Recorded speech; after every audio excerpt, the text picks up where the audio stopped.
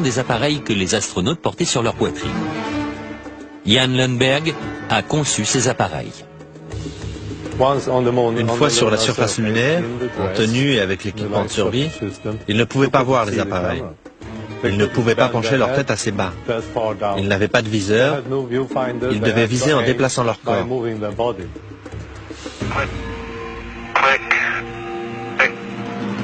Si les appareils étaient si difficiles à manipuler, comment des milliers de photos ont-elles pu être prises avec une clarté cristalline et un cadrage précis? En apparence, ces photos prises sur la Lune sont absolument parfaites. Mais en les examinant de plus près, Kaysing a fini par découvrir certains défauts. Des erreurs malheureuses ont été commises qu'aujourd'hui on commence à découvrir. Principal problème, l'éclairage.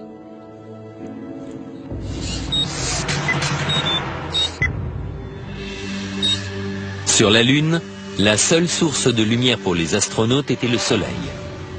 Ils n'avaient pas d'éclairage supplémentaire, pas de flash, rien de ce genre. Et pourtant, dans cette photo prise par Apollo 14, les ombres sont projetées dans des directions différentes, suggérant plusieurs sources de lumière. Les ombres des rochers au premier plan auraient dû s'étendre d'est en ouest, comme l'ombre du Lemme.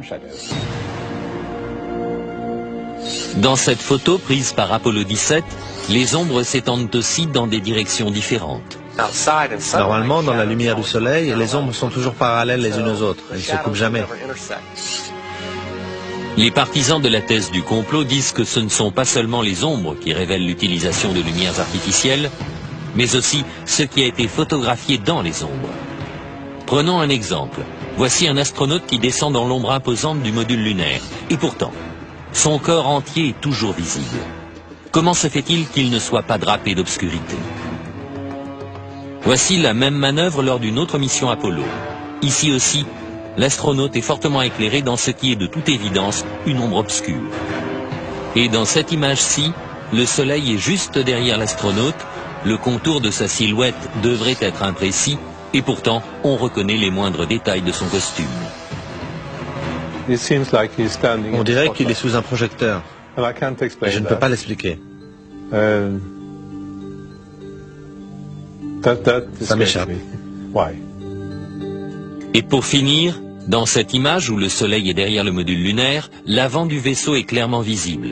Les mots « United States » sont clairs et nets. Comment ces images à contre-jour peuvent-elles être si précises?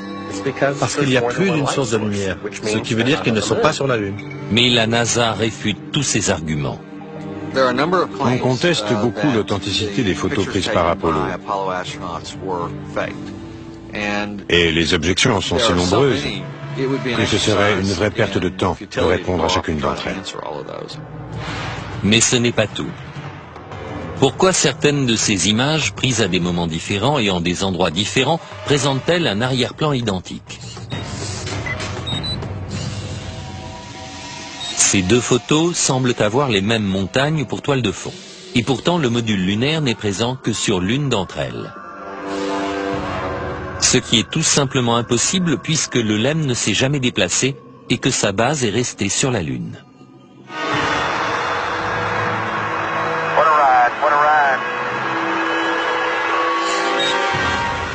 Certains pensent que la même toile de fond a été utilisée pour prendre deux photos tout à fait indépendantes. Les mêmes incohérences apparaissent dans la vidéo. La meilleure preuve, ce sont les anomalies picturales dans les photographies du voyage sur la Lune. Dans l'une des photos d'Apollo 16, on a la même vue de la même colline à 2 jours d'intervalle.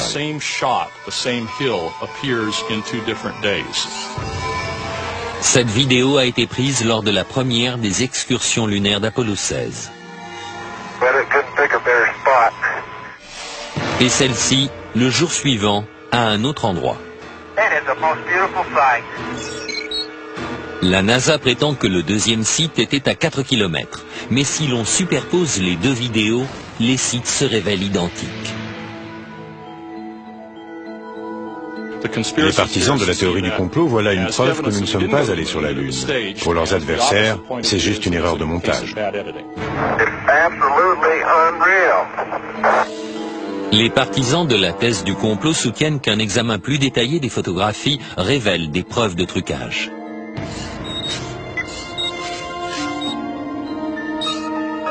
Des croix étaient gravées dans les appareils photo, afin de repérer le haut de chaque image. Mais dans cette photo, le repère est derrière le patrouilleur lunaire. C'est impossible. Ça ne peut être que le résultat d'une manipulation technique.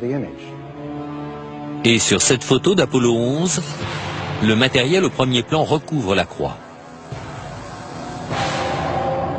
Ici, c'est le drapeau américain qui couvre l'une des branches. Et l'astronaute couvre l'autre. Questionnée sur ces photos et vidéos douteuses, la NASA nie en bloc les accusations. Il y a toutes sortes d'accusations, des plus sophistiquées aux plus ingénues. Il y a des arguments qui sont optiquement faux, physiquement faux, scientifiquement faux, historiquement faux. Il y a beaucoup d'âneries là-dedans. Mais quoi qu'en dise la NASA, les partisans de la théorie du complot maintiennent qu'Apollo était une supercherie.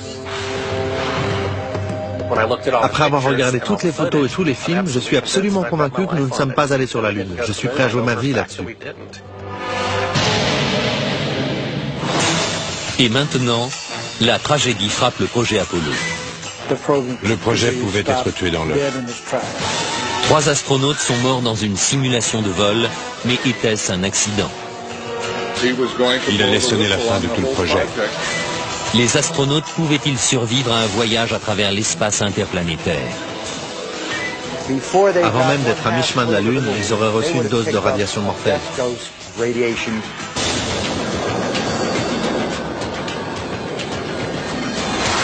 S'il y a vraiment eu complot, comment la NASA a-t-elle pu organiser une aussi vaste supercherie sans que quelqu'un ne tire la sonnette d'alarme de l'intérieur? Virgil Grissom, dit Gus, fut sélectionné pour faire partie des 7 premiers astronautes.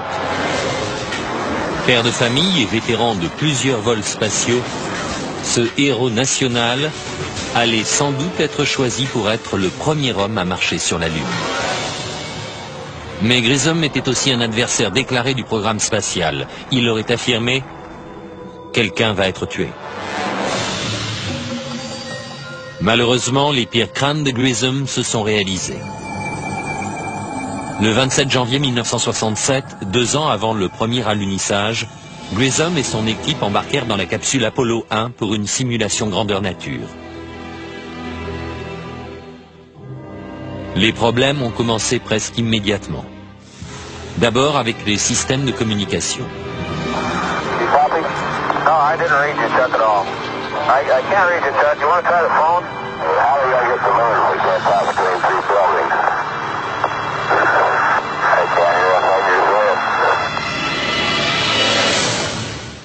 Tout d'un coup, la capsule s'enflamme avec les astronautes enfermés à l'intérieur.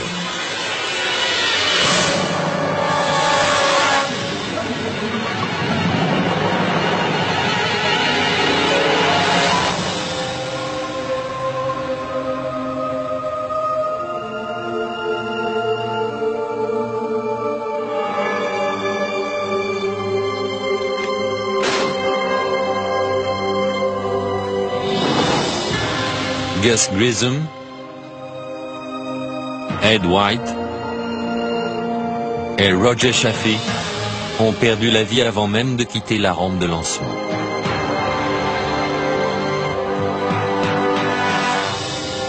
La famille de Gus Grissom pense que l'incendie d'Apollo 1 n'était pas un accident. Je crois que c'était un sabotage volontaire.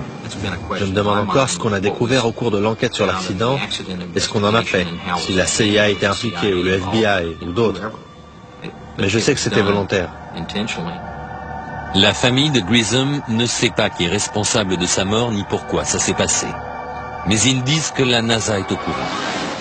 Vous savez, Gus a donné sa vie pour ce programme et je pense que c'est à la NASA de nous donner une réponse directe sur ce qui s'est vraiment passé. Gus Grissom et les astronautes d'Apollo 1 furent-ils les victimes d'un accident tragique ou les a-t-on volontairement réduits au silence parce qu'ils en savaient trop?